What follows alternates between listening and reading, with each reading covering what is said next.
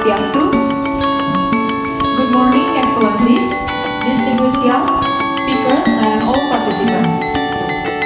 And we hope you will learn a lot, and we have lined up for you to be fruitful and engaging. Today, we are entering the first session of this workshop, Regional Ocean Observations and Science, Research and Educational Opportunities.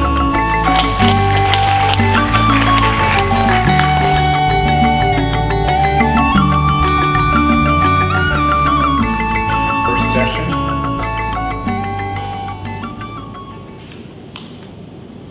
Around the world, and we want everybody to know the NOAA participants, the NOAA experts, and don't be shy. Please ask a lot of questions. Okay, that's why we're here. Please ask questions. So I'd like, if I could ask Dr. Michael McFadden. Topics now for over 35 years, and I've been working with. I was in University of Miami for 20 years, but last November I joined PML as a colleague of Mike McFadden. You can tell that Professor John to join NOAA, one of the factors I'm considering is if I join NOAA, I might be able to. NOAA's Atlantic Oceanographic and Meteorological Laboratory, and I work for the Global Drifter Program. So we're focused on ocean current velocity, sea surface temperature, and sea level pressure. So through these climatological studies, we work with meteorologists around the world for weather forecasting, and I look forward to talking with you more about that this week.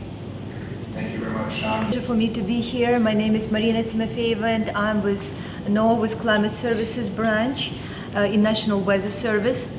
And I'm in climate variability and change business for the last 20 years. And I'm looking forward to see you all and share with you what we do at NOAA.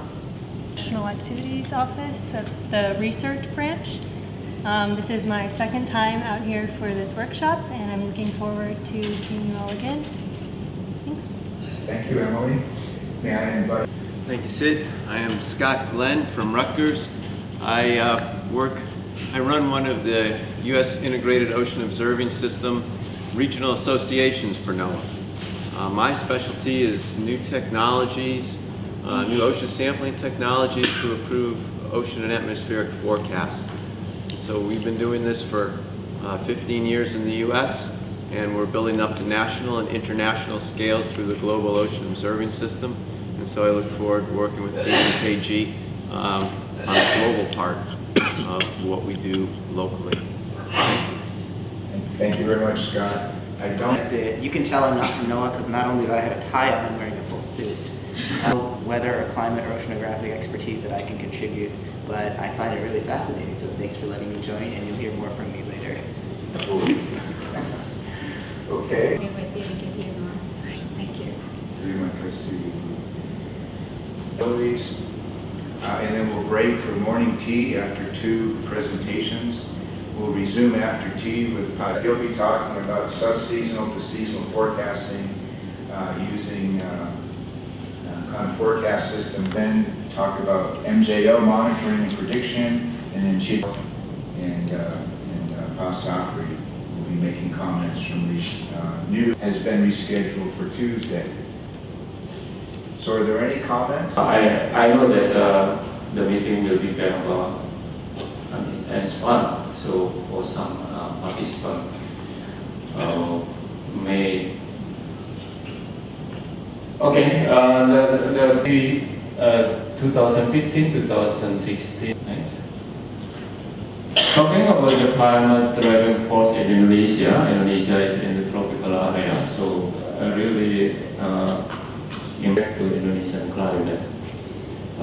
This is in some certain situation the positive as a variable mode situation, and some certain situation where give impact to the western part. The rain pattern in Indonesia, we may differentiate that there are 3 types or anti-monsoonal pattern. This is impact on the rainfall and the anti-monsoonal as peak of the rainfall. Based on this, we may understand that some positive anomalies occur in the western part. Probability, certain threshold rainfall, that may occur for decadal or monthly scale. The rainfall about 150 millimeters a month, and this is about derived from CFS. We be able to provide the deterministic rainfall up to July 2017, and this is the seasonal. And then some product from NOAA has been used by BMKG to provide and to produce rainfall forecast and BMKG with region. And yeah, looking at the map of Indonesia, it is quite wide, I think. And can I have the is having dry season. This area is having a dry area. This is Ambon and ocean area. That's why most Seasonal predictions. Since you have implemented CFS version 2, do you have the statistics? Because this is outstanding examples of collaboration between NOAA and BMKG. The tool that we have been utilizing so far, so we use the CFS tool, and then we convert into 6, and then based on this conversion, and then we convert again to kind of decadal, and also based on the monthly, and then Easiness of use of this, can NOAA improve? retrieving the data. We need to, Could you elaborate a little bit on what the uptake has been in Indonesia of the seasonal forecasts, and what value the user community finds with them? Prediction information. And then the second stakeholder most operative situation, and kind of different stick and also deterministic. Based on the pro and the deterministic. So in the slides about anticyclonic pattern and cyclonic pattern in Indonesian archipelago, in our area in eastern Indonesia, I think this paper based on the land-based measurement, which is from in Ambon airport and Ternate airport, but I wonder if there is a ocean-based measurement in that area, because Moluccas or Maluku archipelago is massive archipelago covering by almost 90% of the ocean, where especially Maluku Sea, Banda Sea, by hitting activity in the island itself, but sometimes it can the Banda Sea ocean, Banda Sea for correcting or validating the difficult to find and the kind of growth root measurement. like in terms of EMOS land area, but rather so that we can like address That is not small enough, which is become kind of obstacle providing. So this is very fruitful. I'd like to recognize the subtitle of our conference, The Role of Ocean Observations for Improving Subseasonal Accidents. Okay, thank you very much. Right now we have the source of marine observation data, and then we also have and also the basic thing for. Are you using Rama data or TAO data or global drifter data from NOAA's Pacific Marine Environmental Laboratory to present ocean atmosphere interaction for subseasonal to seasonal prediction? This will include ENSO, Mad-Julian Oscillation, and Indian Ocean Dipole. Thank you, Jidong. Past several decades, we have developed the capability of climate prediction, a focus on monsoon and ENSO prediction. And there has been a gap between the traditional weather prediction and the climate prediction. So far, we recognized 4 major sources of predictability for S2S. The number one in the tropic is the Mad-Julian Oscillation. And this is something I'm going to. Their time scale is beyond 2 weeks. So they provide information beyond 2 weeks. So it can be. So first, let me recognize that the maritime continent is circulation, known as the water circulation. You have the upward motion over the maritime continent. You can see during the active phase, most of the convective system is. This represents the land, okay? And this is a very important message, okay? Circle, but a lot of animation through a, maybe there's another reason, maybe the water temperature. The axial convection is still over the eastern maritime continent ocean, okay? And this is the one that precondition. This part of axial, the system temperature is maybe the air's interaction roughly. And this you will see, and that tells you that the intraseasonal SST variability is very, very high in this area. Improve S2S prediction, we have to increase the observations over water. That question is very well posed because that's based on our current understanding. Thank you so much for that. Excellent, excellent presentation. About the surface temperature over a maritime continent that favorable for the convection, because when we just look the anomaly, maybe it's not sure make sense, but how the threshold of the favorable sea temperature to have the convection.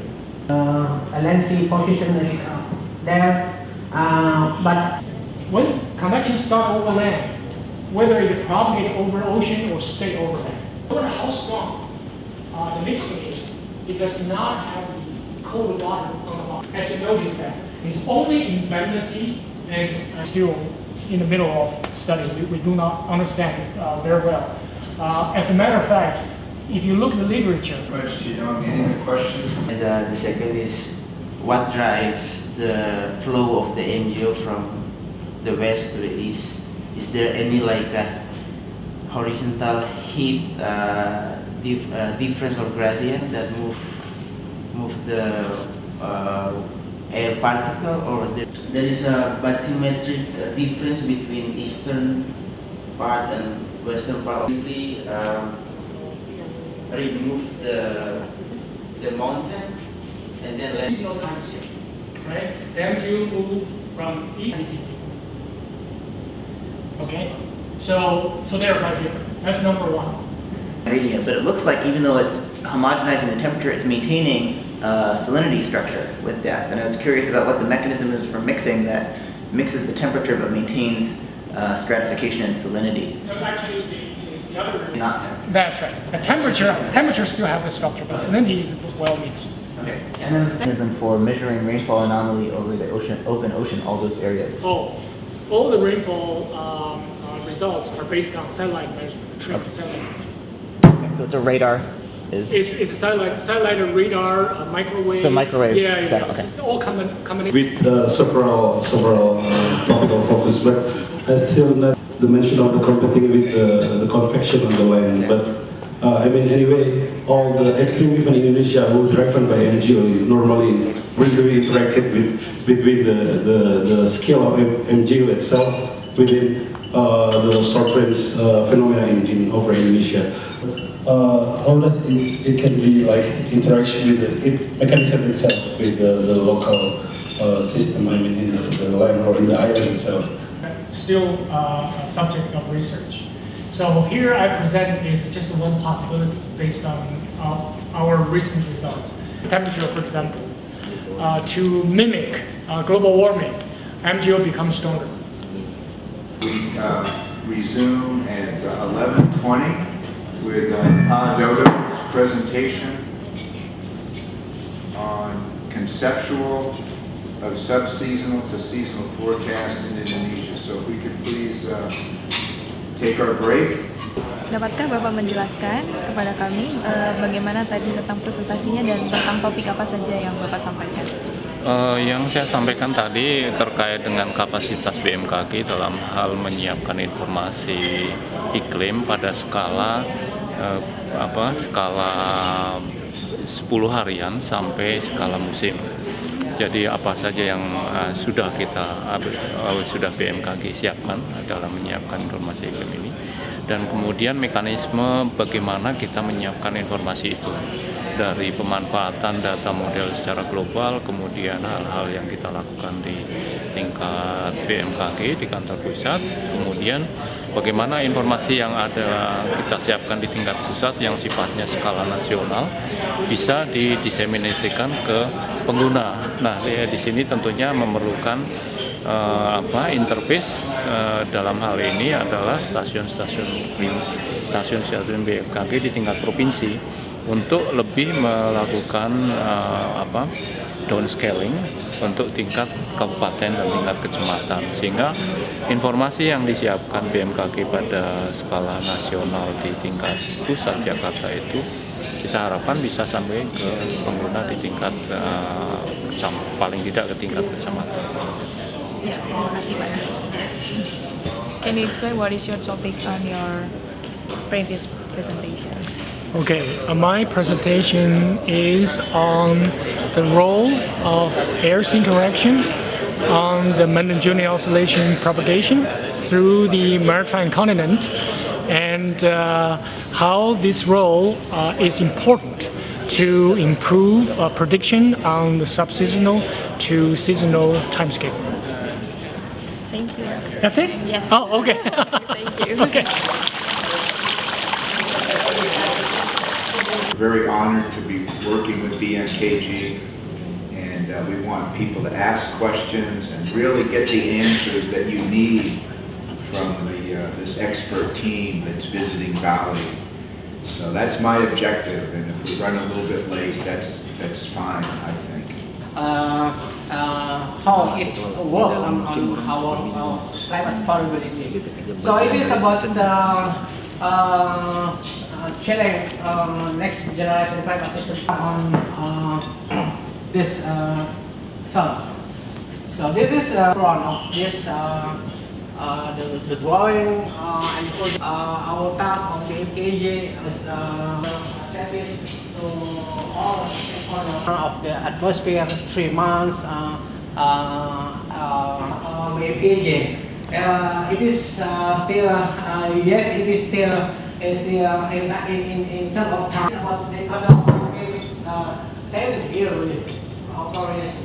So I also may ask to the phenomenon that occur at that time. This I can look, of course, in wet in the late time one is quite. So just to mention, we can get the.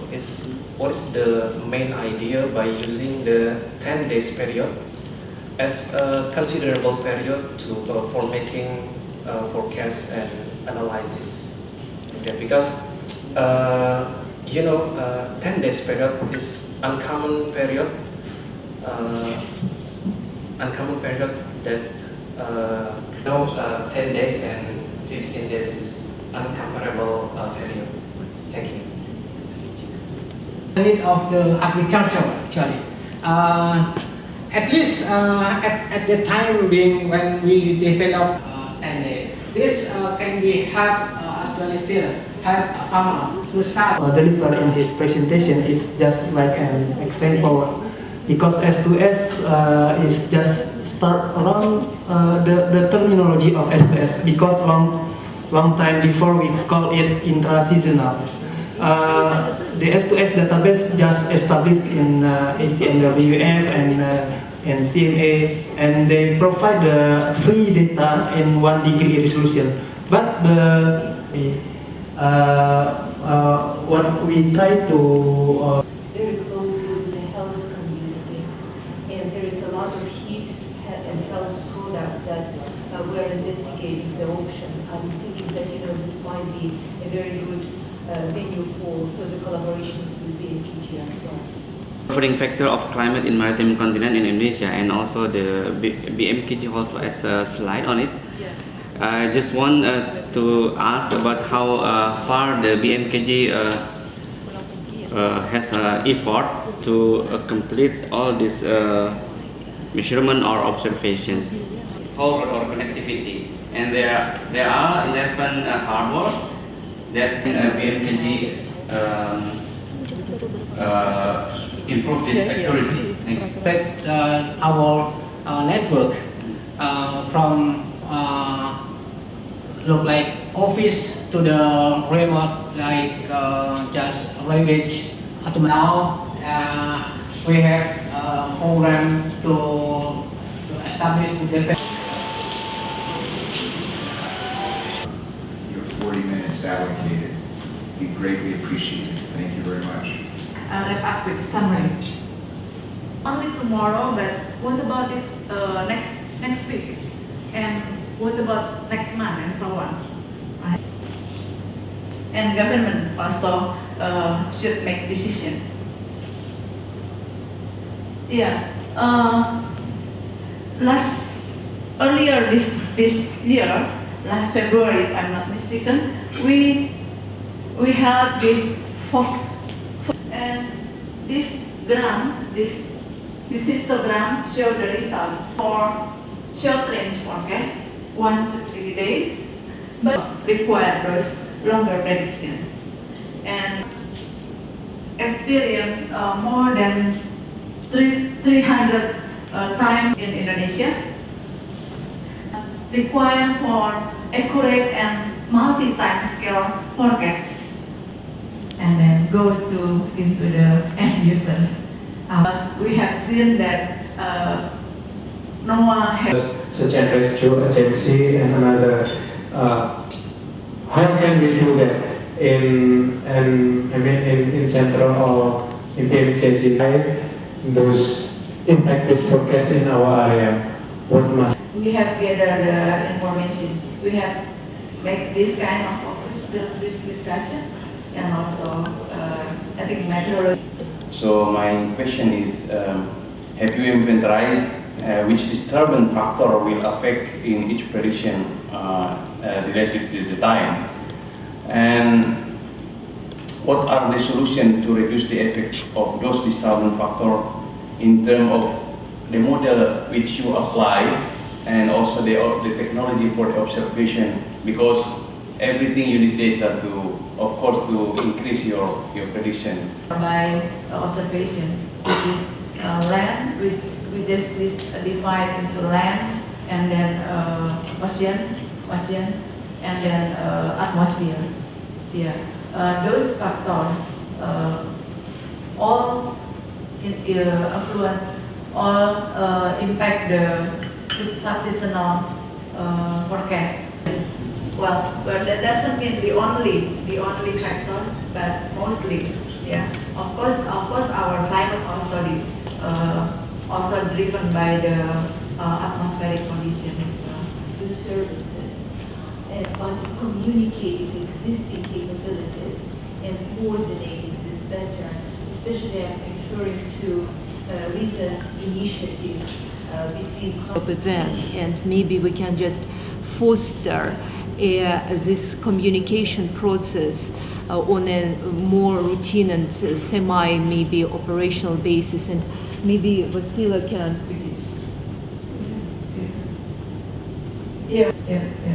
To add more in terms of in the light of disaster, what happened? We still make effort to forward to do that, to increase our accuracy and technology. And so this is what our field season looks like in 2000. And this was originally designed at PMEL in the mid-1980s. It's actually gone through several generations The one that we're using most of now dates back 20 years. We call it the Next Gen Atlas mooring. But just a couple points about moorings, why they're useful for rapid and continuous sampling, and that's helpful sampling power from moored buoys.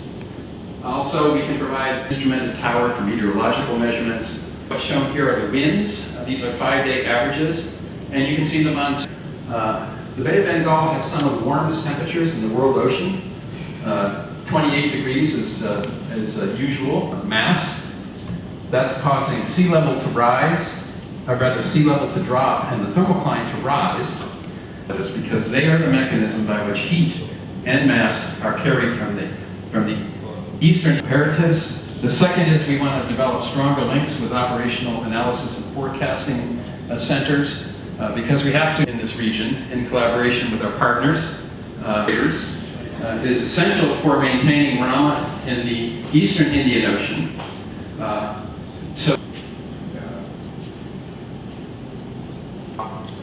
That mission was conceived at BMKG Academy with their students in mind. They were part of the whole conceptualization of that mission that it was a year and a half ago. And the rendezvous with the Rama mooring that you're talking about were 3 days away. They called in at lunch and said it was 65 kilometers to go. That was the suggestion of BMKG when we visited in March. From this data, we determine whether the ocean function as carbon sink instead of. Well, that's one of the primary seasons, for example. And so, now that we hear a lot coming out of a lot of similarities, what are their main differences? Has a significant geological component, seafloor. So Indus is really focused more on human dimensions, and we're not really, this community at least is not qualified to do marine geology and geophysics.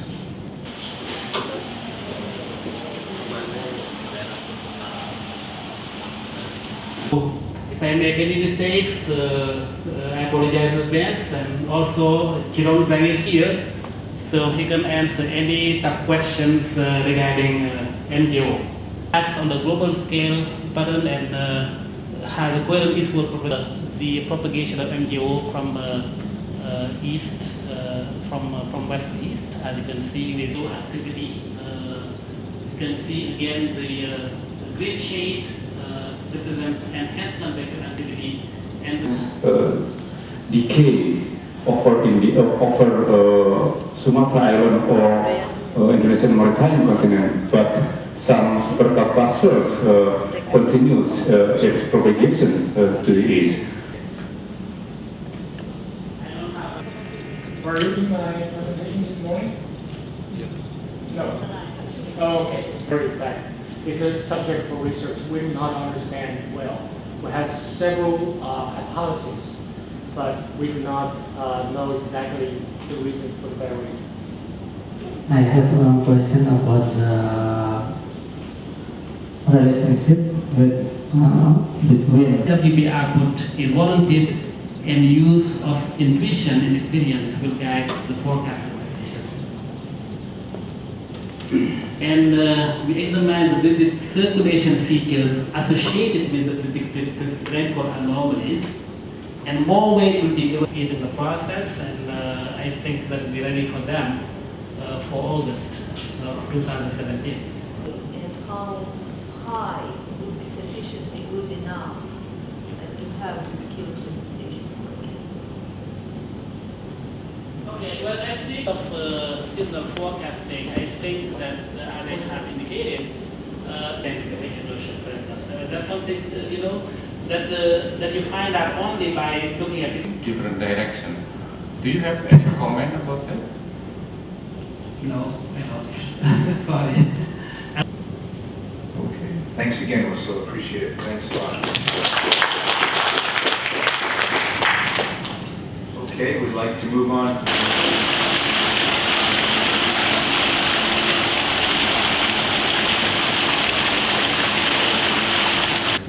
So what I'm going to show you is just a literature.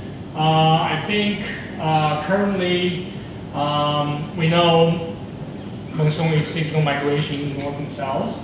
Cycle to cold surge and the Borneo vortex, that they are the synoptic perturbations, and we know the current model has tremendous biases and facilities. You all know this. I don't have to say too much. It's just wind changing direction from southern southeast monsoon, that is north.